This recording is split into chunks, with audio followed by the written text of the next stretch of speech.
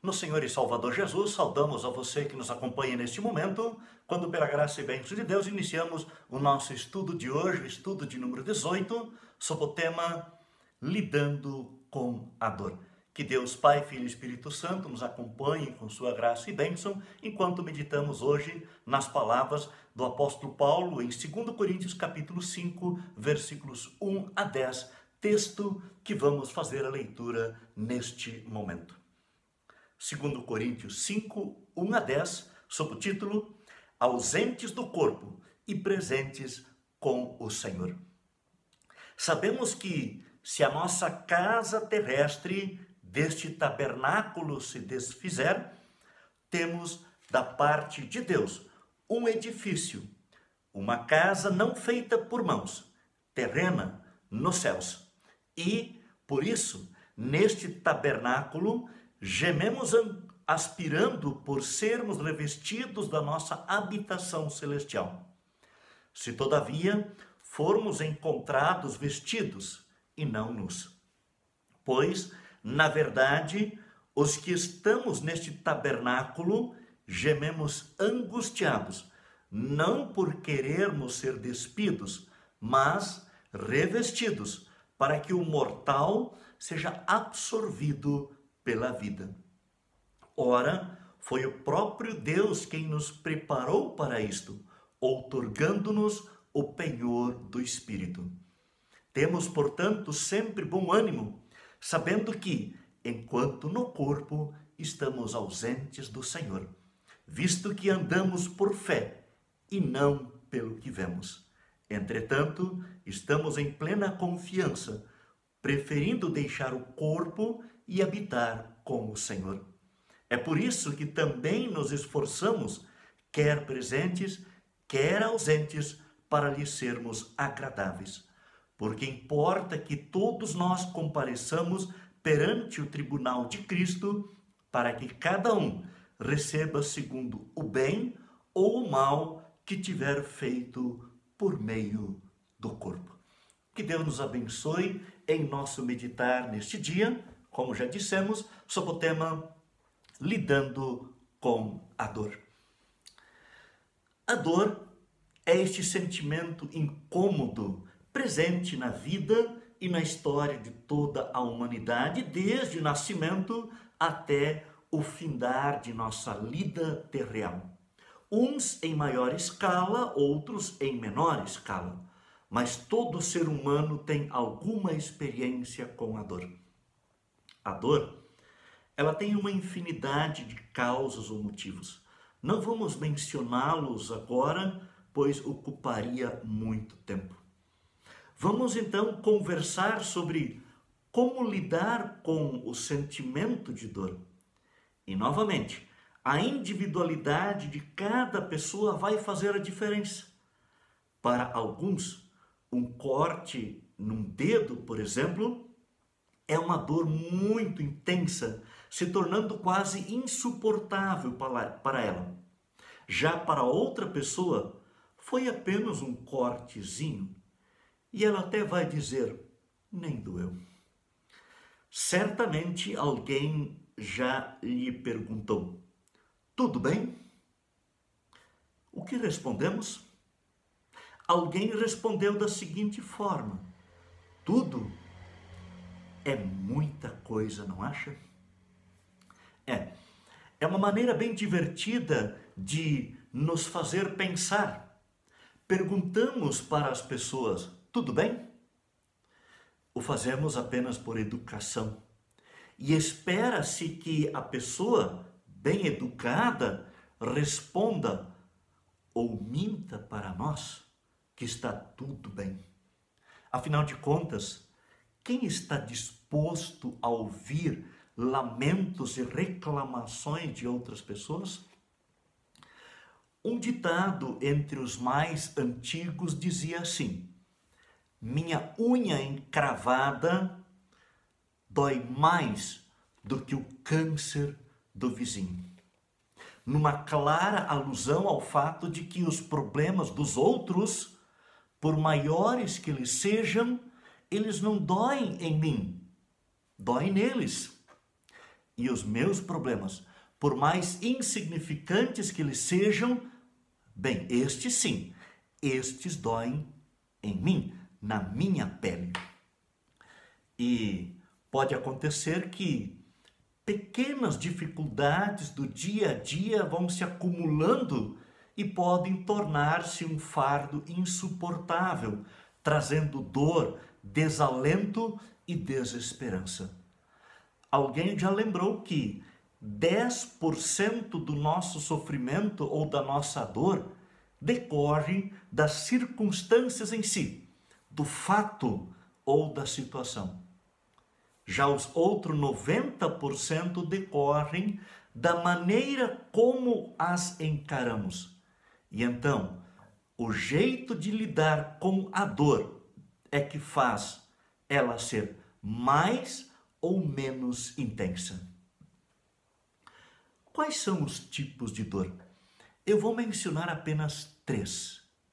O primeiro deles, a dor espiritual. Já abordamos este assunto quando falamos, em outro estudo, do sentimento de culpa. É a grande dor da alma, muito abordada na Bíblia, especialmente no livro dos Salmos. E tem como causa sempre, de novo, o pecado. Não um pecado específico, mas o fato de sermos pecadores por natureza. Por sermos, por natureza, desobedientes a Deus e a sua santa lei. Segundo tipo de dor, a dor emocional. Também conhecida como dor psicológica. É quando não sabemos bem o que está doendo, mas nos sentimos muito doloridos e desconfortáveis. Também conhecida como dor emocional, este tipo de dor ou sofrimento é muitas vezes deixado de lado porque não sabemos exatamente o que está doendo.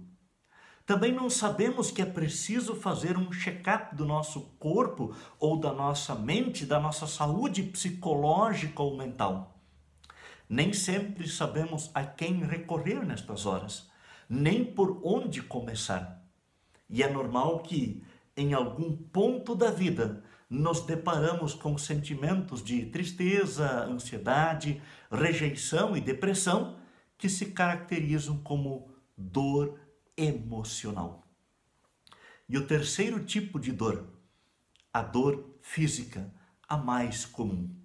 Todos nós temos uma tendência a monitorar as dores físicas que sentimos quando algo não corre bem com o nosso corpo. Uma dor física é um sinal de que precisamos tomar mais cuidado com a saúde do nosso corpo, ou medidas imediatas precisam ser tomadas para curar o problema e aliviar a dor. Passamos então para algumas anotações sobre o texto lido, 2 Coríntios capítulo 5, versículos 1 a 10. No versículo 1 e o segundo, 1 e 2, destacamos as palavras, ou melhor, a palavra, sabemos. Mas sabemos o quê? O apóstolo Paulo quer nos lembrar que o sofrimento de Jesus, ele engole o nosso sofrimento. Ele supera o nosso sofrimento e a nossa dor e se torna uma fonte de fortalecimento para todos aqueles que estão aflitos. O nosso corpo é material e por isso é passageiro. Da parte de Deus, receberemos um corpo ressuscitado e redimido para toda a eternidade, restaurado e transformado pelo próprio Deus na obra de Jesus Cristo. Ressuscitaremos com corpo espiritual, mas isto é para a eternidade. Versículo 3. No momento da morte, quando a morada, que é o tabernáculo, o nosso corpo físico e material, se desfizer, o manto da eterna habitação de Deus certamente será de todos aqueles que nele confiam. É o corpo espiritual e eterno. No versículo 4, destacamos a frase mais no início: gememos angustiados, sabendo que aquilo que é eterno ainda está por vir. Esta existência temporal, material e humana se torna uma angústia, pela qual passamos dia após dia com dor. E depois, mais uma outra frase no versículo 4, absorvida pela vida. Paulo não deseja pôr um fim à sua existência temporal, pois Deus tem o seu propósito para todas as coisas. Antes, ele fervorosamente ora para que Deus absorva sua mortalidade com uma imortalidade como a de Cristo.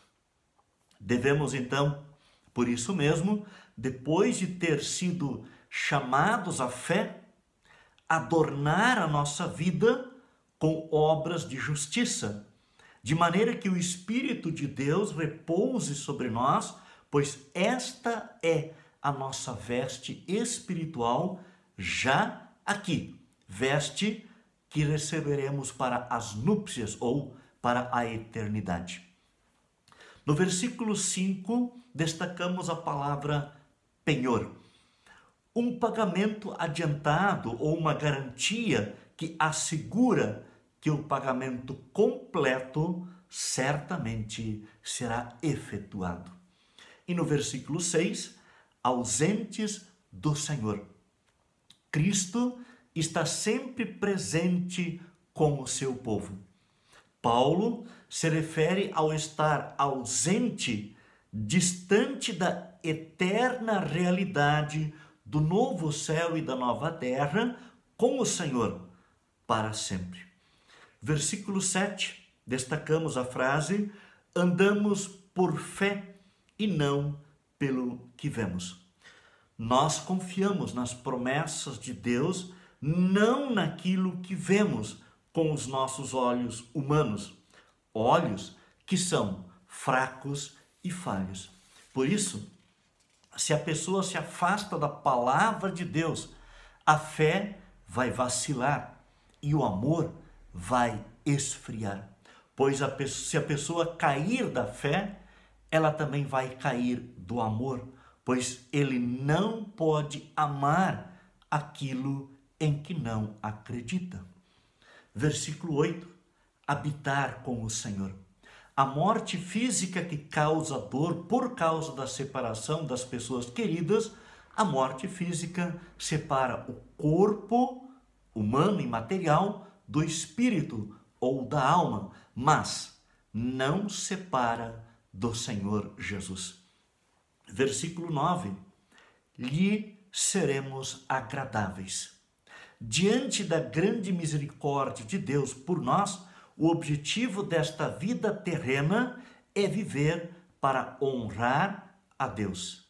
Estamos fazendo isto ou estamos correndo atrás de objetivos terrenos, materiais e que nos afastam de Deus? Versículo 10. Tribunal de Cristo. No julgamento final, Jesus pessoalmente vai julgar os vivos e os mortos. Esse é o dia do Senhor, quando todas as pessoas estarão diante do seu trono. E a graça de Deus é tão maravilhosa que até mesmo as obras que Ele graciosamente concede que nós façamos, Ele também recompensa. Por outro lado, aqueles que não creem em Jesus estarão diante de Cristo e serão julgadas e condenadas pelas suas obras más. Concluído este trecho, podemos então dizer que Paulo instrui o cristão para agradar a Deus no seu corpo, na sua vida, enquanto aqui no mundo estiver. A dificuldade é que nós mesmos que somos cristãos, muitas vezes vivemos para agradar a outras pessoas e a nós mesmos. E então negligenciamos aquilo que faz a vida valer a pena: servir a Jesus e amar a Deus acima de todas as coisas e ao seu próximo como você ama a você mesmo.